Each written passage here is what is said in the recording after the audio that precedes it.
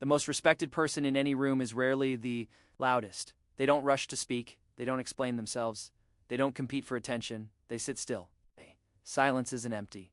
Silence isn't empty. Silence is loaded. It creates tension. It creates uncertainty, and uncertainty forces people to watch you more closely than words ever could. Machiavelli understood this centuries ago. Power does not announce itself. It lets others feel it. When you speak too much, you give people comfort.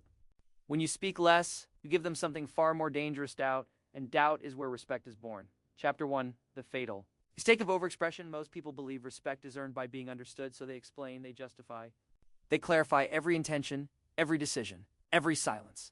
This is the first mistake in social hierarchy. Explanation is not clarity, it is submission. When you over-explain, you're unconsciously asking permission to exist in someone else's frame. You are signaling that their approval matters more than your position. Machiavelli warned against this without ever using modern language. The one who needs to be understood is already beneath the one who does not. Look closely at powerful figures, leaders. Generals, strategists. They don't narrate their thinking. They don't defend their choices in real time. They allow outcomes to speak. Why? Because explanation shifts the power balance the moment you explain yourself. You place the listener above you as judge, evaluator, or authority.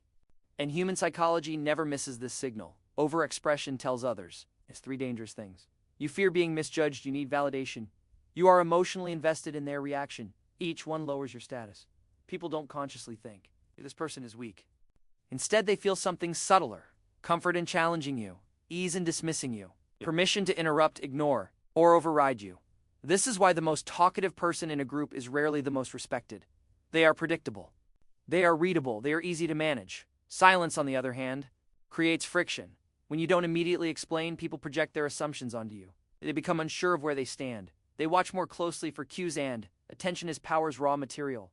Machiavelli understood that visibility without explanation creates mystique. Mystique creates hesitation. Hesitation creates respect. The quiet ones aren't disrespected because no one knows where they stand, and humans instinctively avoid provoking what they don't understand. Overexpression removes that shield. Every unnecessary word is information leakage. Every justification reveals priorities. Every emotional explanation exposes leverage points. Silence protects all of that.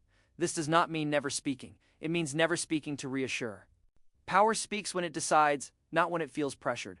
Once you remove the urge to explain, something shifts. Interruptions decrease, challenges soften. People choose their words more carefully around you, not because you demanded respect, but because you stopped begging for it unconsciously. And that is the first separation between the quiet ones and everyone else. Chapter 2, Silence as an unspoken dominance signals silence. Does something words never can. It forces the other person to move first, and whoever moves first reveals themselves. In every interaction, there is an invisible negotiation happening beneath the surface. Who leads, who reacts, who holds frame? Most people lose this negotiation without realizing it because they rush to fill silence. They mistake silence for awkwardness, for weakness, for social failure. Machiavelli saw it clearly. What unsettles people controls them. Silence unsettles because it removes certainty. When you don't immediately respond, explain, or react, the other person's mind turns inward. They start asking questions they didn't want to ask. Did I say too much? Did I miscalculate? Do they know something I don't? This internal questioning is the beginning of power shift. Psychologically, silence creates a vacuum, and humans are wired to fill vacuums with assumptions, emotions, and mistakes. The quiet person never has to attack, never has to dominate openly the other person. It destabilizes themselves. This is why silence is interpreted as confidence even when nothing is said. Confidence is not loud certainty. Confidence is comfort with ambiguity. The silent individual appears unbothered by misunderstanding, judgment, or tension, and that calm signals something dangerous. They do not need approval to remain stable. People instinctively respect that. In social hierarchies, dominance is not about control, it's about who is least affected. The more reactive you are, the more controllable you become. Silence flips this completely. When you withhold reaction, aggression loses momentum, provocation falls flat, authority figures pause because reaction is what feeds momentum. A loud challenge needs a loud response to escalate. A quiet presence forces escalation to collapse. This is why powerful negotiators pause longer than feels comfortable. Why leaders let silence stretch. Why judges, commanders, and strategists rarely rush to speak. They understand something most people don't. Silence transfers pressure. The longer you remain silent, the more pressure the other person feels to perform, justify, or retreat, and pressure causes errors. People talk too much under pressure, they contradict themselves. They reveal insecurity masked as confidence. They overcommit. The silent observer simply watches and remembers. Machiavelli would call this letting others defeat themselves without lifting a blade. This dominant signal works because it bypasses logic and hits instinct. On a primal level, humans associate silence with control, observation, evaluation. But the predator does not announce itself, it watches, and the prey senses this, even if it cannot explain why. That's why people soften their tone around quiet individuals. Why they seek approval without being asked? Why they grow uneasy when silence follows their words. They are no longer sure who holds the upper hand. Silence removes your emotional fingerprint from the interaction. No anger to exploit, no eagerness to manipulate. No fear to press against, just presence, and presence, when unreactive, becomes authority. This is the difference between being heard and being felt. The quiet ones are never disrespected because disrespect requires certainty, and silence destroys certainty. Chapter 3. Why loud people are easier to control. Power is not intimidated by noise, it is irritated by it. The loudest people in any room believe they are asserting dominance. In reality, they are broadcasting vulnerability. Machiavelli understood a brutal truth: the more a person reveals, the easier they are to manage. Loud people reveal everything: their emotions, their motives, their insecurities, their need to be acknowledged. And once revealed, they are no longer dangerous. Expression feels like strength, but psychologically it is exposure. Every strong reaction gives information. Every opinion stated too quickly gives alignment. Every emotional response gives leverage. This is why expressive individuals are always the first to be interrupted, challenged, talked over, ignored, not because they lack intelligence, but because they lack mystery. Human beings do not respect what they can fully predict. The loud person shows their hand early. They announce what they want. They display what bothers them. They signal where pressure will work. That makes them easy to provoke, easy to redirect, easy to exhaust. Silence denies others this advantage. Quiet person does not give emotional feedback. They do not confirm assumptions. They do not reward provocation with reaction. So attempts to control them fail before they begin. This is why manipulators avoid quiet people. They prefer the expressive ones, the talkers, the explainers, the reactors, because manipulation requires emotional excess and silence closes the door. Loud people believe being seen is power, but Machiavelli would remind you, being unreadable is greater power. When you speak constantly, you allow others to adjust around you. They learn how to push, how to flatter, how to provoke you. Come manageable. Quiet people never offer that luxury. Their restraint forces others to operate blindly, and blind navigation creates hesitation. Hesitation weakens aggression. This is why loud dominance often collapses under pressure. When challenged, a loud person escalates, raises their voice, sharpens their words, intensifies emotion, and escalation exposes desperation. The quiet person does the opposite. They slow down. They respond with fewer words, or none at all. And suddenly, the loud person feels foolish, overextended, out of control. Because dominance is not volume. Dominance is who controls the tempo. Quiet people control tempo naturally. They decide when interaction moves forward. They decide when it ends. They decide what is acknowledged, what dies in silence. And this terrifies expressive people, because expressive people need feedback to function.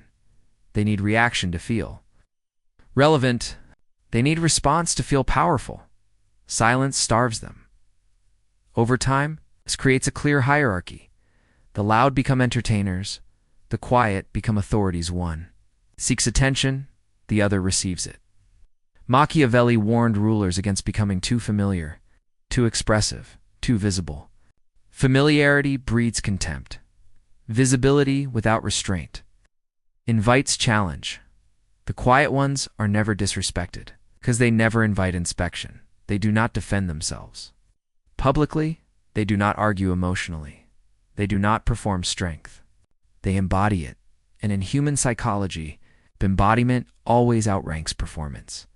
This is why, in the end, loud people explain their power, while while quiet people never have to. Preceding Chapter 4, Deepening the Threat. Silence as psychological destabilization. Silence is not passive. It is an active psychological weapon. Most people misunderstand silence as absence. In reality, silence is withheld confirmation, and the human mind cannot tolerate that for long. Human beings are wired to seek feedback, approval, correction, agreement, resistance. It doesn't matter which. What matters is knowing where they stand. Silence removes that certainty when you do not respond. Do not explain, do not clarify, create a vacuum, and the mind rushes to fill vacuums with fear. This is where the real damage. OCCURSA loud response gives closure. An argument gives structure. Even rejection gives resolution. Silence gives none. It leaves the other. Person suspended ensured whether they have power, influence, relevance, or control. Machiavelli understood this deeply. He warned that uncertainty weakens enemies more effectively than confrontation. Why? Because confrontation allows preparation. Silence forces speculation. And speculation breeds anxiety. When someone speaks at you and receives nothing in return, their mind begins to spiral. Did I overstep? Am I being judged? Did I miscalculate? Do they see something I don't? This internal interrogation is brutal and self-inflicted. You did nothing. They did everything. This is why silence is more destabilizing than insults. Insults create resistance. Silence creates self-doubt, and self-doubt erodes authority from the inside. History is full of this tactic. Kings withheld audiences. Generals delayed responses. Rulers let messages go unanswered, not out of neglect, but intent. Because being ignored by power is worse than being opposed by it. Opposition means you matter. Silence suggests you might not. This triggers a primitive fear, social erasure. In human hierarchies, relevance is survival. Those who are not acknowledged are slowly removed from influence, from memory, from protection. Silence signals that threat without stating it, and that is why it works. People escalate when ignored. They talk more, explain more, reveal more. They attempt to regain footing by offering information, and every additional word they give you strengthens your position. You learn their fears, their insecurities, their pressure points. Meanwhile, you give nothing back. This imbalances power. Silence also reframes hierarchy. The one who speaks seeks engagement. The one who withholds it decides whether engagement is granted. Decision-making. Authority always outranks expression. This is why the quiet ones are never disrespected. Disrespect requires interaction. It requires a response. Loop. Silence breaks the loop. You cannot dominate someone who refuses to play the game. And here is the darker truth most people avoid. Silence is read as confidence because only the secure can afford it. The insecure must explain. The weak must justify. The uncertain must perform. Silence implies certainty even when none is visible, and the human brain respects implied certainty more than proven strength.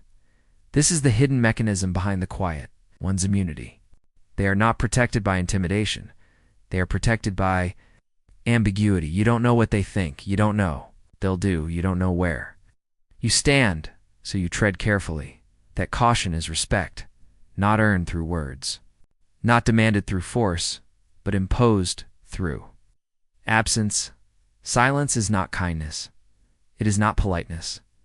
It is not restraint for moral reasons. It is strategic non-participation. And once you understand this, you realize something unsettling. The quiet ones don't need to defend themselves because they've already moved the battle into your head. Chapter 5, Strategic Response. Weaponizing controlled silence, silence without strategy is weakness, silence with structure is dominance. This is where most people fail. They attempt silence emotionally out of fear, confusion, or withdrawal. That kind of silence communicates submission. Machiavellian silence is different. It is deliberate, selective, and timed. You do not go quiet everywhere. You go quiet where leverage matters. The first rule. Silence must look intentional. Random withdrawal signals instability. Structured restraint signals control. You speak when necessary, you stop when advantage shifts. This forces others to track you. Not the conversation. The second rule: never use silence defensively. If you go silent after being attacked, you look wounded. If you go silent before conflict escalates, you look superior. Timing determines interpretation. Silence is most powerful immediately after. A provocation, a demand, a disrespectful assumption, not later, not after explanation, immediately. This freezes the other person mid-move. They expected reaction, they prepared for. Resistance, they received nothing. Now they must reevaluate. The third rule: control access. Not attention. Weak people crave attention. Strong people restrict access. You do not explain your boundaries, you enforce them through availability. Messages answered slower, engagement reduced, presence shortened, no announcement, no. Confrontation: people feel the downgrade without being told, and humans instinctively respect what they fear losing. The fourth rule: never clarify your silence. The moment you explain why you went quiet, you surrender its power. Silence works because it creates uncertainty. Explanation restores comfort. Comfort benefits the other person, not you. Let them guess. Let them project. Let them worry. You are not responsible for managing their emotions. The fifth rule: pair silence with consistency. Inconsistency looks like confusion. Consistency looks like principle. You are silent in the same situations every time. Same triggers, same thresholds. This teaches people how to treat you without words they learn. Where pressure fails, where access ends, where influence stops and once learned, it becomes automatic. This is how respect becomes self-maintaining. Now the final shift: silence is not the absence of action, it is the relocation of action. While others speak, you observe. While others react, you calculate. While others explain, you reposition. Quiet people are never idle, they are processing. And processing creates asymmetry. You know more than you reveal, they reveal more than they know. That imbalance compounds. Over time, something changes in the room. People lower their voice around you, they choose words more carefully, they hesitate before challenging. Not because you threaten them, because silence trained them. This is strategic silence, the kind Machiavelli would approve of. Not moral, not polite, effective, and once you master it, you realize a final truth. You do not need to command respect loudly. You let others discover that speaking against you gains nothing, and engaging with you requires discipline. That realization does the work for you. Asterisk. 6. Identity death and replacement. Becoming untouchable. Silence is not a technique. It is an identity shift. If you use silence while still needing approval, it will fail. If you use silence while still fearing rejection, it will crack. Because people can sense when restraint is forced. Machiavellian silence only works when the old identity dies. The old identity seeks validation. It explains itself. It fears being misunderstood. That identity is visible, and visibility invites manipulation to become untouchable. That version of you must be removed, not refined, not improved. The new identity operates under a different rule set. Approval is a relevant explanation. Is optional. Reaction is a liability. This identity does not withhold speech to punish. It withholds speech because speech is unnecessary. The moment you internalize this, silence stops feeling like effort. It becomes default. You no longer rush to correct narratives. You no longer clarify intentions. You no longer compete for understanding. Because you understand something others don't. Understanding is not required for dominance. What matters is positioning. Quiet people occupy psychological high ground because they do not negotiate their presence. They are not asking to be respected. They are not trying to be liked. They are not attempting to control. Perception, they let ambiguity work on their behalf. This identity change is uncomfortable at first. You will feel the urge to speak, to fix misunderstandings, to reclaim narrative, to defend reputation. That urge is the dying identity struggling for oxygen. Let it suffocate, because once it does, something irreversible happens. You stop being emotionally available to manipulation. Others cannot bait you. They cannot rush you. They cannot corner you with false urgency. Silence buys time. Time exposes intent. You begin to see patterns faster than others. You recognize pressure tactics instantly. You detect insecurity through over-explanation, and because you no longer react, people reveal themselves fully. This is why the quiet ones seem untouchable. They are not protected by status. They are protected by detachment. Detachment removes leverage, no emotional hooks, no defensive reflexes, no reactive language, just presence and restraint. Over time, the world reorganizes around this identity. People approach you cautiously. They measure their words. They offer respect without being asked, not because you demanded it, because they sensed that disrespect would die unanswered. And unanswered actions lose power. This is the final layer. Machiavelli Understood. Those who cannot be provoked cannot be controlled. Silence is not about saying less, it is about needing less approval, needing less validation, needing less explanation. When nothing is needed, nothing can be taken. That is untouchability.